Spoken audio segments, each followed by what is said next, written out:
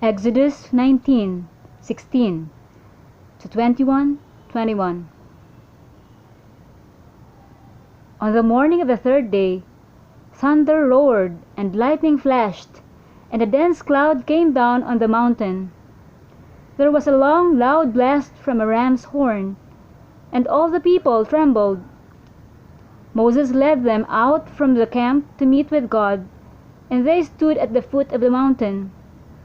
All of Mount Sinai was covered with smoke, because the Lord had descended on it in the form of fire. The smoke billowed into the sky like smoke from a brick kiln, and the whole mountain shook violently. As the blast of the ram's horn grew louder and louder, Moses spoke, and God thundered his reply. The Lord came down on the top of Mount Sinai and called Moses to the top of the mountain. So Moses climbed the mountain. Then the Lord told Moses, "Go back down and warn the people not to break through the boundaries to see the Lord, or they will die. Even the priests who regularly come near to the Lord must purify themselves, so that the Lord does not break out and destroy them." "But Lord," Moses protested, "the people cannot come up to Mount Sinai. You already warned us. You told me, 'Mark off a boundary all around the mountain to set it apart as holy.'" But the Lord said, "Go down and bring Aaron back up with you. In the meantime, do not let the priests or the people break through to approach the Lord, or he will break out and destroy them." So Moses went down to the people and told them what the Lord had said. Then God gave the people all these instructions. "I am the Lord your God, who rescued you from the land of Egypt, the place of your slavery. You must not have any other God but me.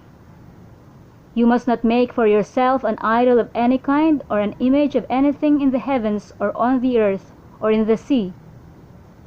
You must not bow down to them or worship them, for I, the Lord your God, am a jealous God, who will not tolerate your affection for any other gods.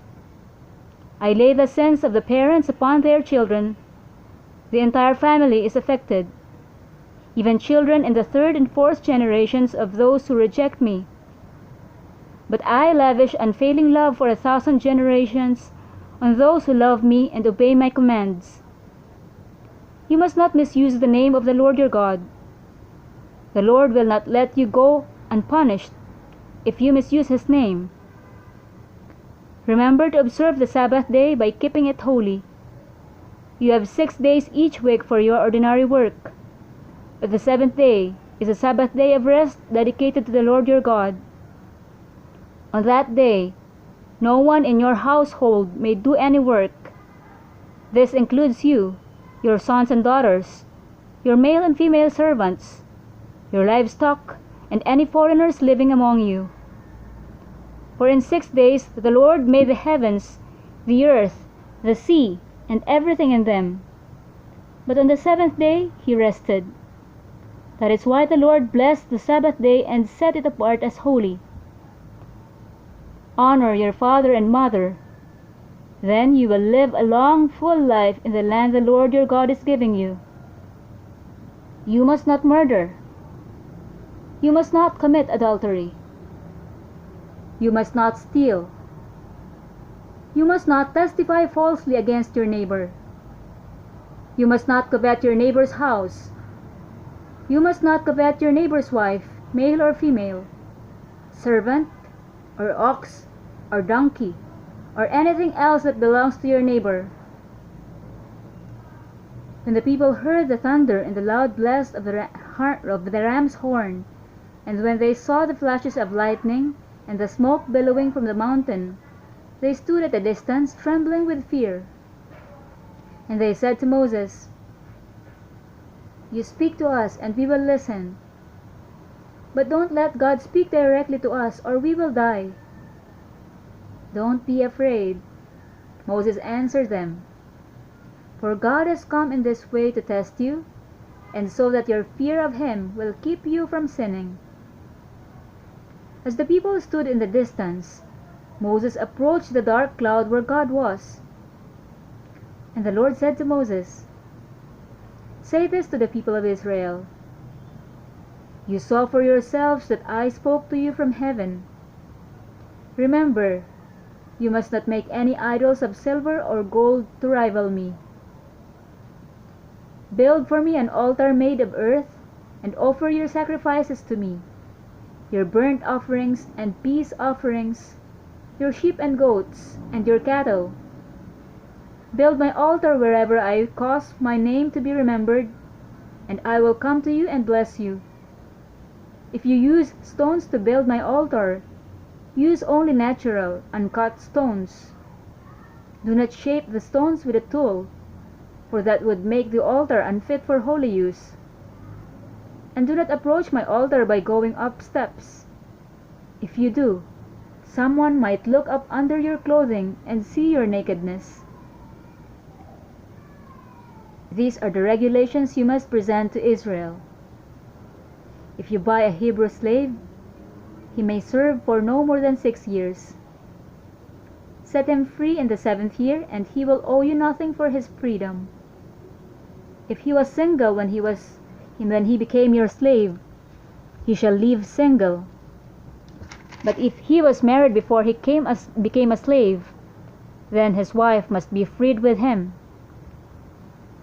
If his master gave him a wife while he was a slave, and they had sons or daughters, then only the man will be free in the 7th year, but his wife and children will still belong to his master.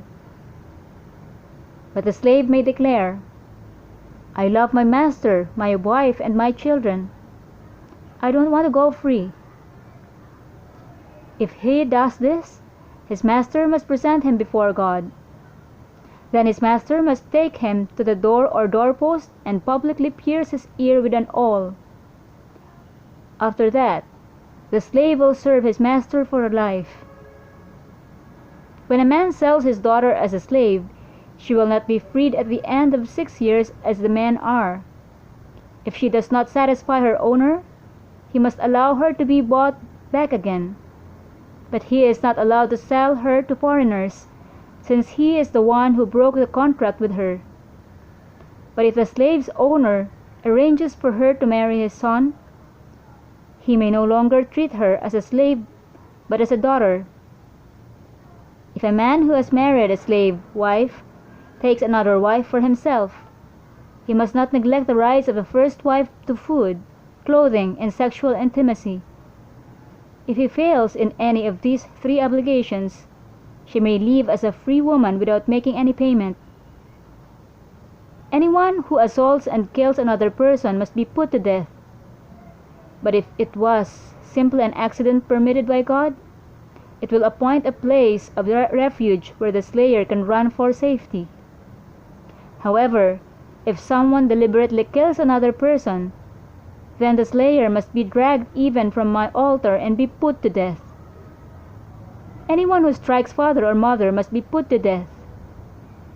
Kidnappers must be put to death, whether they are caught in possession of their victims or have already sold them as slaves.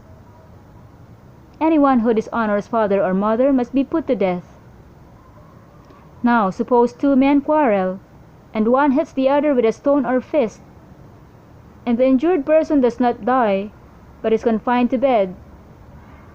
If he is later able to walk outside again, even with a crutch, the assailant will not be punished but must compensate his victim for lost wages and provide for his full recovery. If a man beats his male or female slave with a club and the slave dies as a result, the owner must be punished. But if the slave recovers within a day or 2, then the owner shall not be punished, since the slave is his property.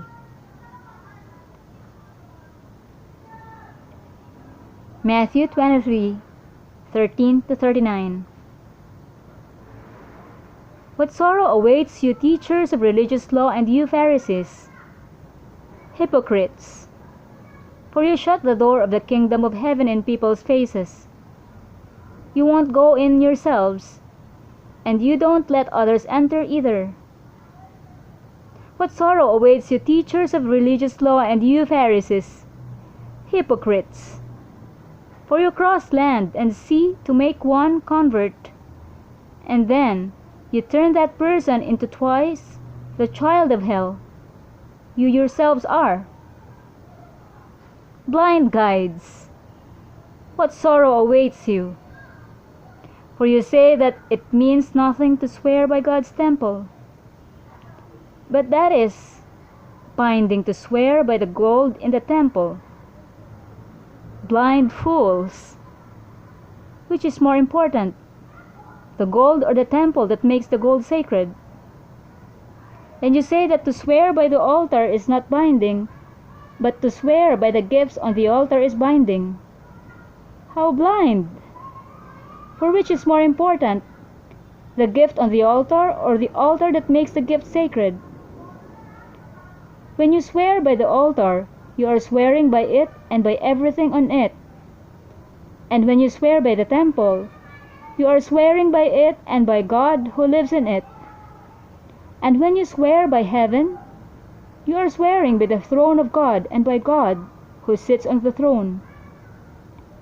What sorrow awaits you, teachers of religious law, and you Pharisees, hypocrites!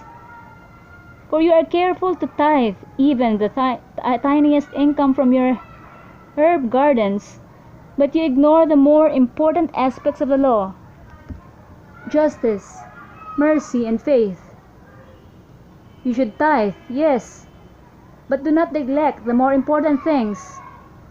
Blind guides! You strain your water so you won't accidentally swallow a gnat, but you swallow a camel. What sorrow awaits you, teachers of religious law, and you Pharisees, hypocrites! For you are so careful to clean the outside of the cup and the dish, but inside you are filthy, full of greed and self-indulgence. You blind Pharisee! First wash the inside of the cup and the dish, and then the outside will become clean too. What sorrow awaits you, teachers of religious law, and you Pharisees, hypocrites! For you are like whitewashed tombs, beautiful on the outside, but filled on the inside with dead people's bones and all sorts of impurity. Outwardly you look like righteous people, but inwardly your hearts are filled with hypocrisy and lawlessness. What sorrow awaits you, teachers of religious law, and you Pharisees, hypocrites! For you build tombs for the prophets your ancestors killed, and you decorate the monuments of the godly people your ancestors destroyed. Then you say, if we had lived in the days of our ancestors, we would never have joined them in killing the prophets. But in saying that, you testify against yourselves that you are indeed the descendants of those who murdered the prophets. Go ahead and finish what your ancestors started. Snakes, sons of vipers! How will you escape the judgment of hell? Therefore I am sending your prophets and wise men and teachers of religious law. But you will kill some by crucifixion, and you will flog others with whips in your synagogues, chasing them from city to city. As a result, you will be held responsible for the murder of all godly people of all time, from the murder of righteous Abel to the murder of Zechariah son of Berechiah, whom you killed in the temple between the sanctuary and the altar. I tell you the truth, this judgment will fall on this very generation. O Jerusalem, Jerusalem, the city that kills the prophets and stones God's messengers! How often I have wanted to gather your children together as a hen protects her chicks beneath her wings, but you wouldn't let me. And now look, your house is abandoned and desolate. For I tell you this, you will never see me again until you say, blessings on the one who comes in the name of the Lord.